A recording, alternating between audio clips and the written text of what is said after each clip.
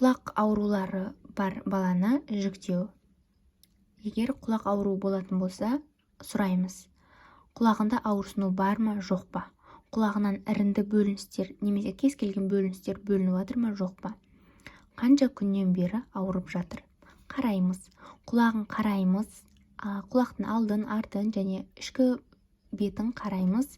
Және де құлақтан ірің шығып жатыр ма, жоқ па, соны көреміз.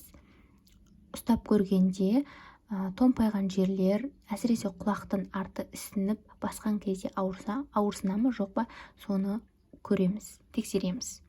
Келесі, егер құлақтың артында ісіну болатын болса, ауырсыну болатын болса, онда біз бірден мастаидит диагнозын қоямыз.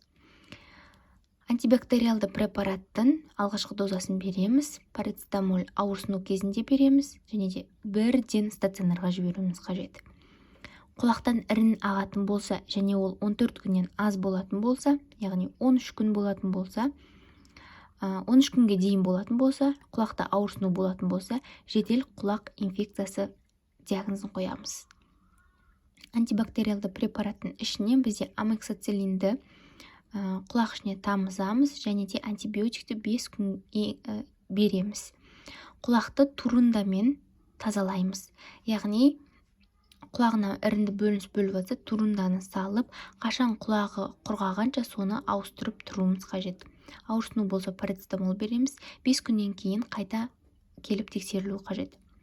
Құлақтан іріңді бөлініс бар, бірақ 14 күннен асық болатын болса, яғни 15 күн болатын болса, 16 күн болатын болса, яғни 14 күннен көп болатын болса, созылмалы құлақ инфекциясын қоямыз. Құлағын турундамен құрғағанша тазалаймыз. Ципрофлоксацинді 2 аптадан аз бермейміз, яғни 2 аптадан көбірек береміз, және де жергілікті емханасына тексеруге жіберуіміз қажет. Егер құлақта ауырсыну болмаса, құлақтан іріңді бөліністер бөлінбесе, онда құлақ инфекциясы жоқ дейміз. Оған арнайы емнің қажет етуі керек емес.